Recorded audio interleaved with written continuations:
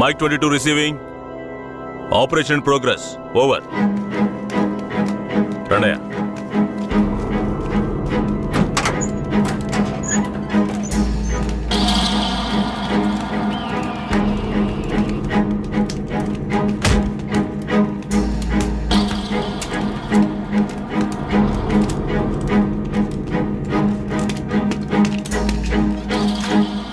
Constable, ఈ నా కొడుకులకి చావుని పరిచయం చేయాలి. కట్లు ఇప్పండి.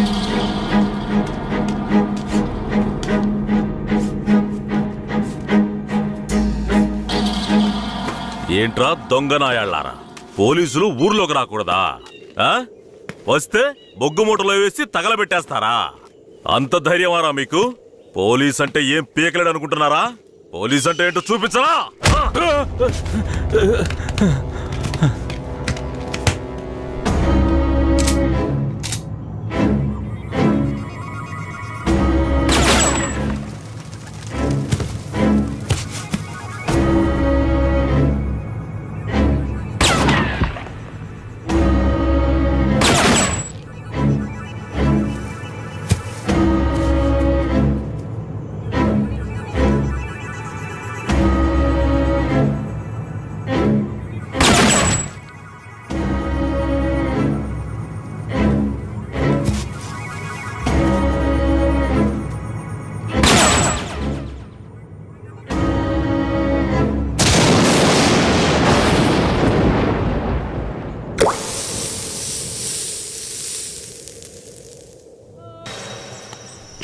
ఏంటా ఇది? మార్చిని కూడా క్లీన్గా పెట్టుకోవడం తెలీదా? మేమేం చేయగలం సార్? శవమిలా సంవత్సరాల తరబడి ఉంటే పురుగులు పట్టి వాసనే వస్తుంది. సార్, అన్ని వెల్ఫేర్ సొసైటీలకి ఇన్ఫర్మేషన్ ఇచ్చాం, వాళ్ళు ఇంకా రాలేదు. సార్, అనాథ శవాల్ని దహనం చేయడానికి ఎన్ని ఫార్మాలిటీస్ ఉన్నాయో మీకే తెలుసు కదా. గవర్నమెంట్ వాళ్ళకి తెలియజేసి పర్మిషన్ తీసుకునేలోగా తల ప్రాణం తోకొస్తుంది సార్. ఇప్పుడు ఏం చేద్దాం అంటావు? హాస్పిటల్స్ లేక అనాథ శవాలు చేరకుండా చూసుకోవాలి సార్. సార్, 3వ నెంబర్ వార్డులో ఉన్న అనాథ పేషెంట్ సీరియస్గా ఉన్నాడు సార్.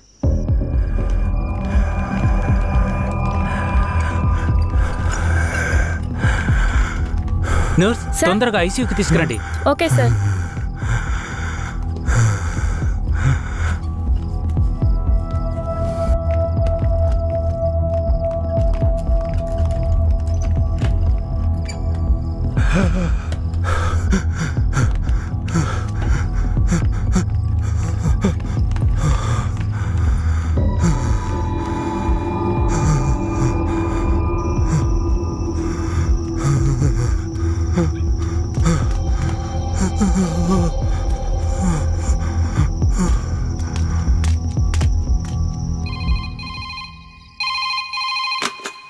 హలో సార్, పాత చర్చి పక్కన ఒక శవం ఉంది, వచ్చి చూడండి సార్.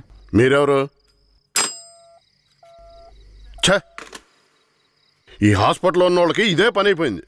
సీరియస్గా ఉన్న పేషెంట్ని తీసుకొచ్చి బయటపడేసి ఫోన్ చేయటం, మనం దాన్ని అనాథ శవం అని కేసు రిజిస్టర్ చేసి మళ్ళీ హాస్పిటల్కి తీసుకెళ్లి పడేయటం. ఏం బతుకయ్యామంది? అయ్యా, ఇలాగే ఉన్నారు, ఏం చెప్పమంటారు?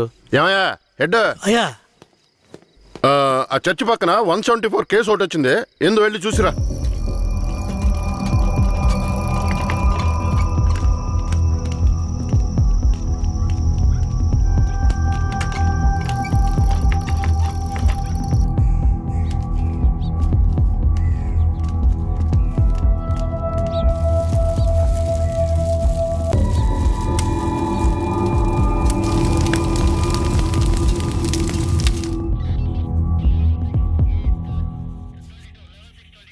ఏమయ్యా హెడ్, ఎప్పుడు వచ్చే 174 అనాథ కేసేనా?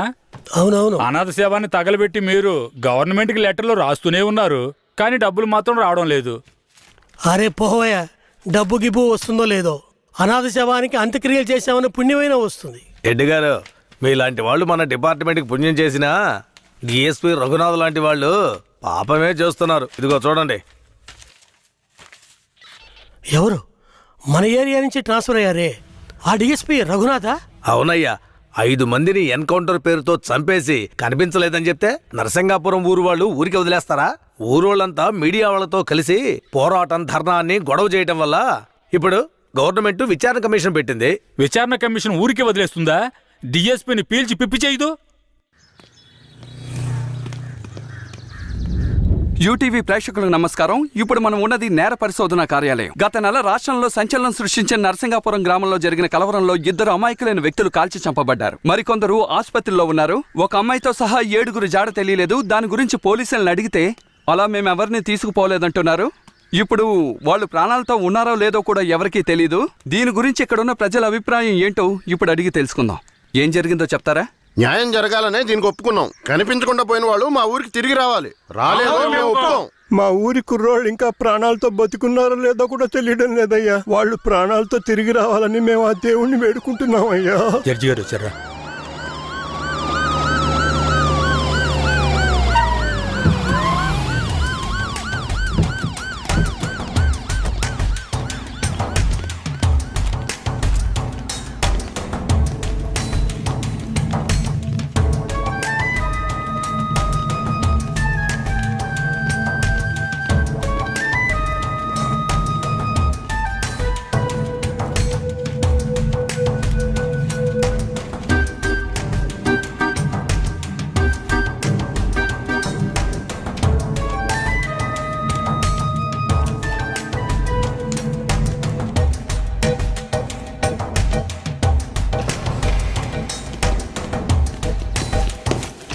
సార్. రఘునాథ్ మీరేనా? Yes sir. మీరు సర్వీస్లో వచ్చారు ఎన్నేళ్ళైంది? Sir I join service in. ఏ తెలుగు రాదా? మీరు చేసిన నిర్వాకాన్ని మెచ్చుకుని పత్రికలో ఫోటోలు వచ్చే చూడండి. కనిపించకుండా పోయిన 7 ఎక్కడా? నాకు తెలియదు సార్. మీరే తీసుకెళ్లారని తెలిసింది? నేను తీసుకువెళ్ళలేదు సార్. సరే మీరు వెళ్ళండి, అవసరమైతే కబురు చేస్తాను. Yes sir. గొడవలు జరిగిన ఊరికి రేపు మనం వెళ్ళాలి. బాధితులైన ప్రజల్ని కలవాలి. సార్ ఆ ఊర్లో ఉన్న వాళ్ళందరూ చాలా మూర్ఖులు సార్. వాళ్ళందరూ చాలా కోపంగా ఉన్నారు. ఇప్పుడు వద్దు సార్. ఇప్పుడు వద్దేంటి? ఖచ్చితంగా వెళ్ళాలి. సార్ నర్సింగపురం ఆంధ్రాకి తమిళనాడుకి బార్డర్లో ఉంది సార్. ఈ ఊర్లో జనాభా మొత్తం 592 మంది సార్. ఈ గ్రామాన్ని బ్లాక్ మార్క్ గ్రామంగా ప్రభుత్వం ముద్ర వేసింది సార్. యాక్చువల్గా ఈ ఊరు ఎలా ఉంటుందంటే కర్రతుమ్మ చెట్ల మధ్య ఊరును దాచినట్టు ఉంటుంది సార్. ఈ ఊరు చుట్టూ సుమారు 20-25 కిలోమీటర్ల వరకు కర్రతుమ్మ చెట్లే సార్.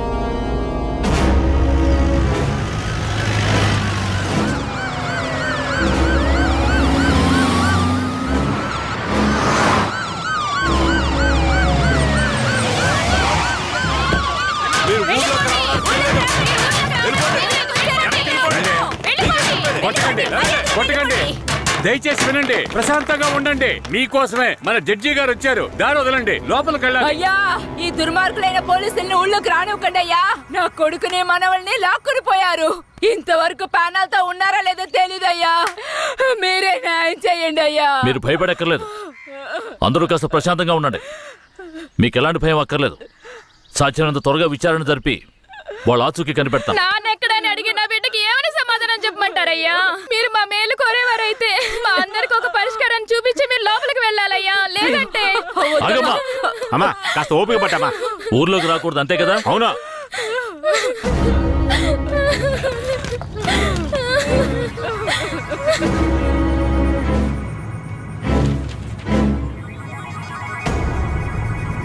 పోలీసులంటే అందరికీ భయం ఉంటుంది, కానీ ఇంతగానా?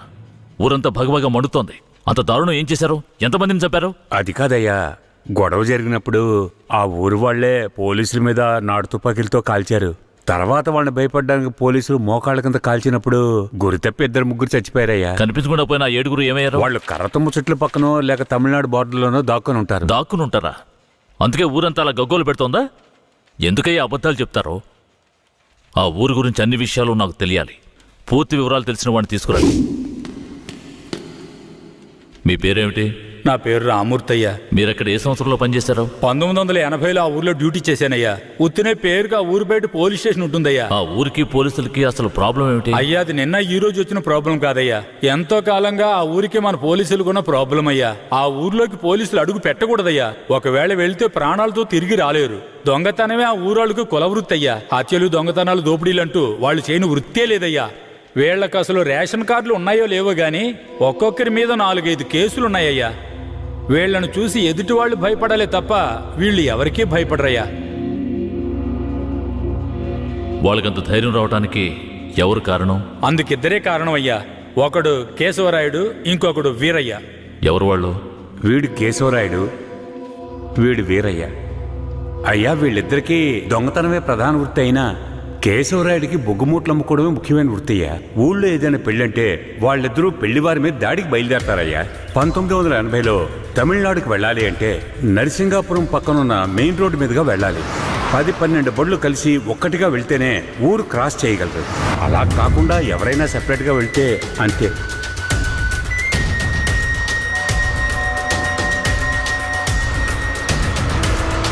ఆగండి, ఆపండి, ఆపండి.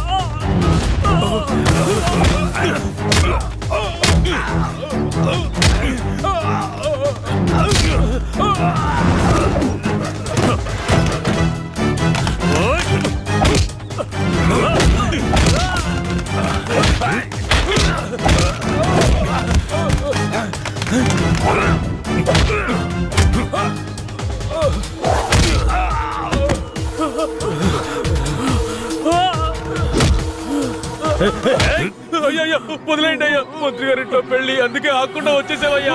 అయ్యో, వదిలేయండి అయ్యా. అయ్యా, వద్దయ్యా. అయ్యా, రేయ్, మేము ఆకలి కోసం దొంగిలిస్తున్నాం. నీ మంత్రిలాగా ఆడంబరంగా బతకడానికి కాదు.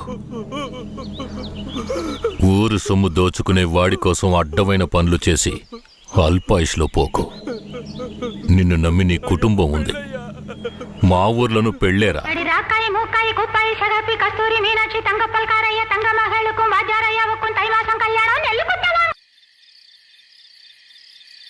ఏందయ్యా ఇది?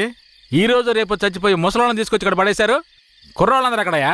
అయ్యా, రాత్రి స్టేషన్లో పడుకునే చట్టం 1966లోనే పోయింది. ఏదో మనం చెప్తున్నామని భయపడి పడుకుంటున్నారు. రేయ్, వచ్చి పడుకోమంటే పడుకోవాలయ్యా. ఎక్కడ వాళ్ళు? అయ్యా, ఎప్పుడు ముందుగానే వచ్చి పడుకునేవారు. ఊర్లో వరదయ్యకు పెళ్లి, వయసు కుర్రాళ్ళందరూ సారాయి తాగి జాలీగా ఉన్నారు. మీకు కావాలంటే చెప్పండి అయ్యా, తెప్పిస్తాను. ఛ, ఈ మాట చెప్పడానికి సిగ్గా లేదు?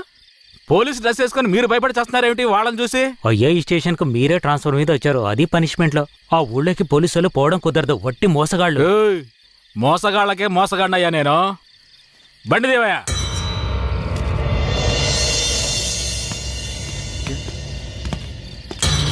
ఏంటి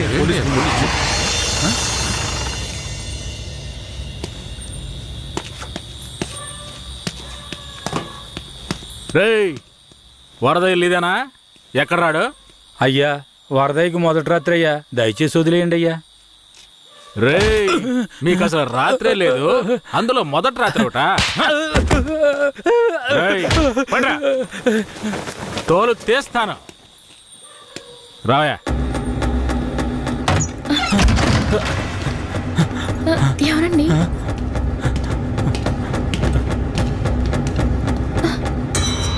ఏంట్రా నువ్వు?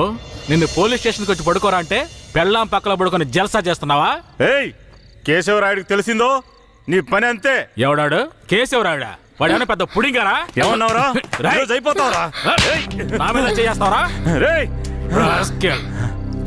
కాల్చి పారదొప్పుతాను. పదరా, వీడి జీపెక్కించావు. పోరా.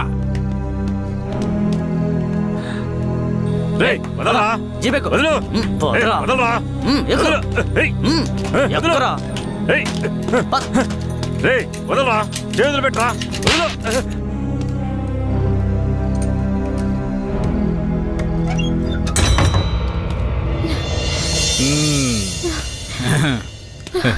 వద్దు ఏంటి వద్దు. ఏయ్!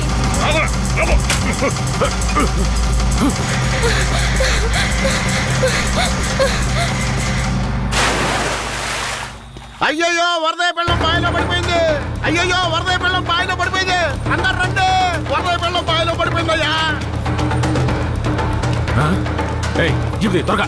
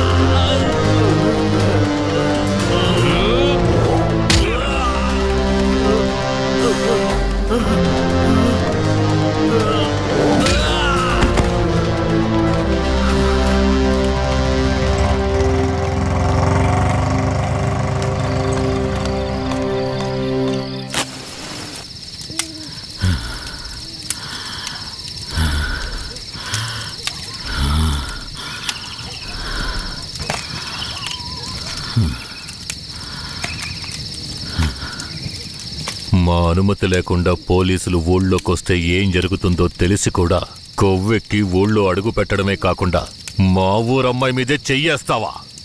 నీ మగతనాన్ని చూపించడానికి నీ పెళ్ళాం.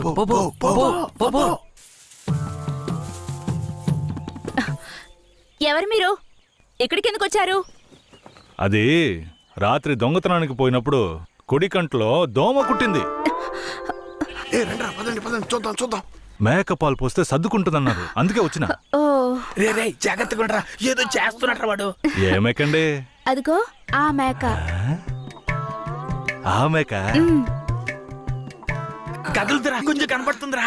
ఏమండే, ఈ మేకని పట్టుకోండి. ఇదిగో వస్తున్నా. ఏం కనపడడం లేదే. అంతే. తొందరగా కానివ్వండి, ఎవరైనా చూస్తే తప్పుగా అనుకుంటారు.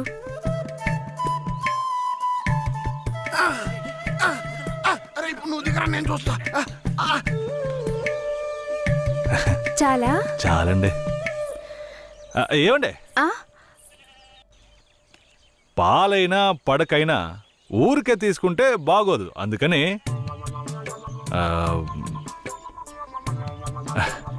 ఇదిగోండి. ఇదెందుకండి? రాత్రి దొంగతనానికి పోయినప్పుడు దొరికింది. ఇది వేసుకునే అర్హత, అందం ఈ ఊర్లోనే మీ ఒక్కరికే ఉంది. వేసుకోండి, కరెక్ట్గా ఉంటుంది. అయ్యో నాకొద్దండి, మా ఆయన చూస్తే తిడతారు. గట్టిగా పట్టుకోరా. ఏండే, మీ ఆయన మిమ్మల్ని పెళ్లి చేసుకుని తీసుకొచ్చేటప్పుడు మీ దగ్గర ఎన్ని లోజాగిలు ఉన్నాయో లెక్కేసరే అయింది. ఇదివరకే మీ దగ్గర ఉందని చెప్పండి. ఇదిగోండి, తీసుకోండి. అరే సిగ్గెందుకండి? ఎవరికి చెప్పరు కదా. కొట్టండి, ఎవరికి చెప్పను.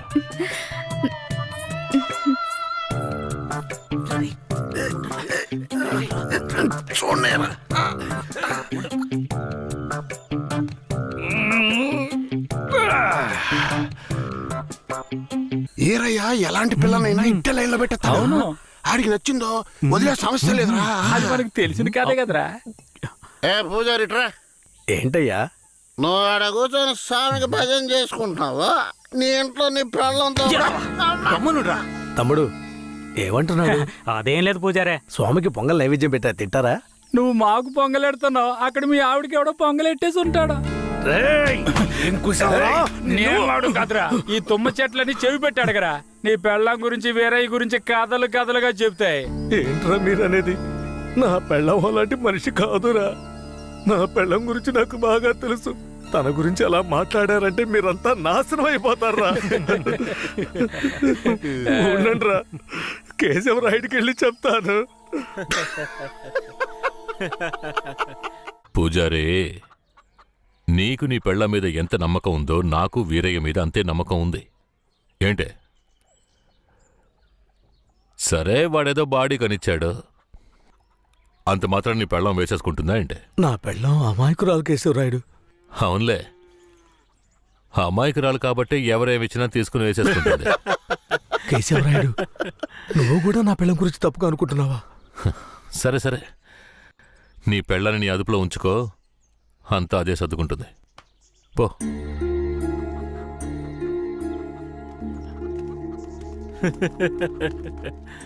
రేయ్, మీరు మూసుకుని పూజారే, వాడే విభూతి బాధతో గట్టిగా ఉంటుంది. పెట్టినట్టుండవు.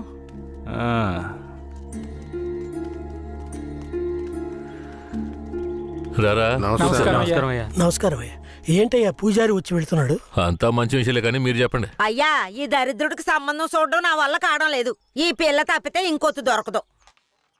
మీరు హామీ ఇస్తేనే పిల్లనిస్తానని కరాఖండిగా చెప్పేశాడు పిల్ల తండ్రి. వీరయ్య, మనం చేసే వృత్తి ఎలాంటి వృత్తో నీకు బాగా తెలుసు. ఈ లోకం దృష్టిలో మాత్రం అది చాలా నీచమైంది. అలాంటప్పుడు మనవాళ్లే నీకు పిల్లనివ్వను అంటే ఏంట్రా అర్థం? అయ్యా, నువ్వు చెప్పేదాన్ని బట్టే ఉంటది. ఒరే, ఇక బుద్ధిగా నడుచుకుంటానని నోరు తెరిచి ఐకి చెప్పరా. కేశవరాయుడు, ఇక నుంచి అమ్మాయిల విషయంలో నీలాగే నడుచుకుంటాను. రేపే నిశ్చితార్థం పెట్టుకుందామని పెళ్ళింటికి కబురు పంపండి. అలాగేనయ్యా. వెళ్ళండి.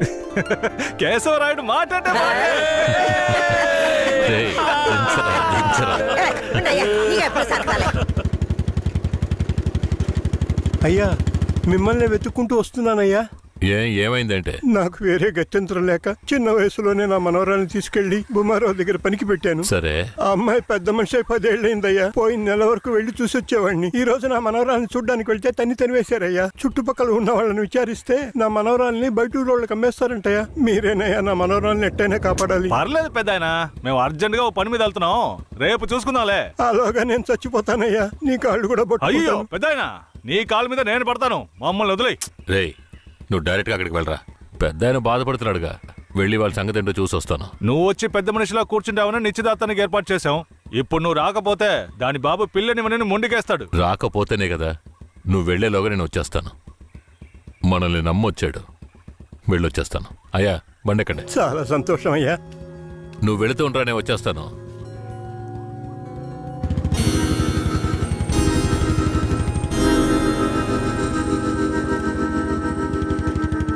పెద్దనా, నువ్వు అక్కడికి రావద్దు. నేను భూమరావుతో మాట్లాడి నీ మనవరాలను తీసుకొస్తాను. నేను వచ్చే వరకు ఇక్కడే ఉండు. అలాగేనే.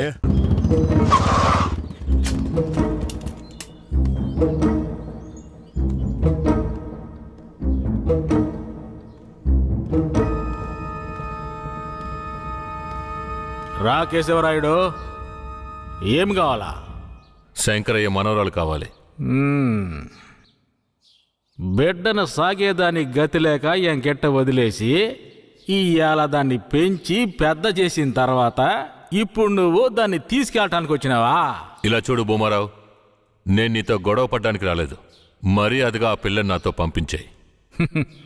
రేయ్, నాకున్న రాజకీయ పలుకుబడికి డబ్బు బలానికి నీ మీద ఎత్తన కేసైనా పట్టి లోపలికి తెల్ల ముడియం. పోలీసు కేసు అని చెప్పి ఎవరిని బెదిరిస్తున్నావు?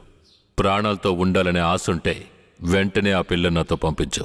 ముందు నువ్వు ప్రాణాలతో పోతావా లేదో చూడరా. రేయ్, బాగా గట్టిగా గడి పెట్టరా.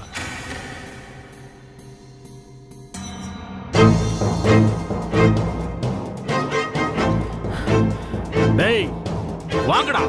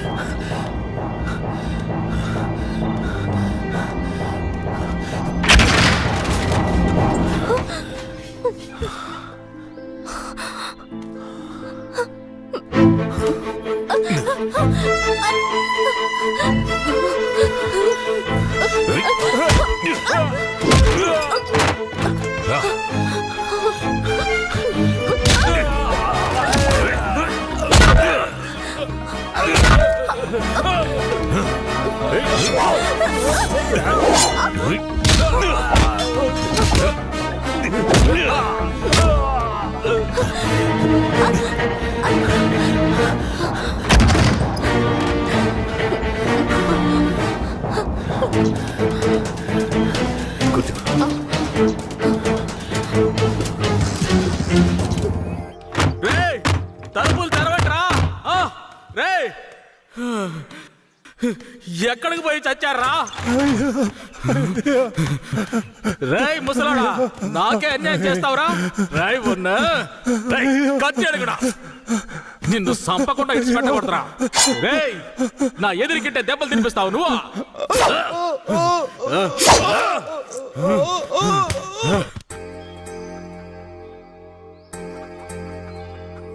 ఇక మీద కేశవరాయుడు వస్తాడని నమ్మకం నాకు లేదయ్యా. అదేంటయ్యా అంత మాటనా?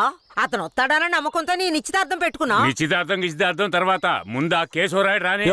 ఆయన వస్తాడులే. ఆయన వచ్చేలాగా ఒకసారి పిల్లని చూపించవచ్చు కదా. రానివయ్యా. కాపురం చేసేది నేనా లేక కేశవరాడా? కాపురం చేసేది నువ్వైనా నిన్ను నమ్మి ఎవడయ్యా పిల్లనిస్తాడు? ఎందుకు పనికిరాని నీకు పిల్లనివ్వడమే చాలా గొప్పయ్యా. అలా తీసేసినట్టు అసహ్యంగా మాట్లాడు. ఆ రోజే పూజారి చెప్పాడయ్యా నీ కొడుకు భాగవతం అంతా. ఏం చెప్పినాడు? ఏం చెప్పుంటాడో బోర్డు నీకు తెలీదా?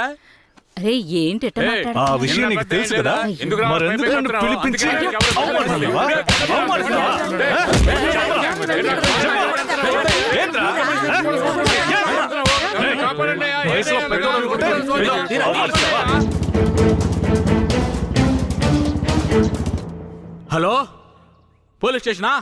నా భూమారావు పేసురే.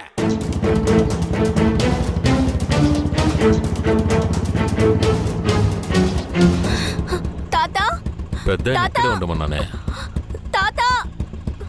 అయ్యా,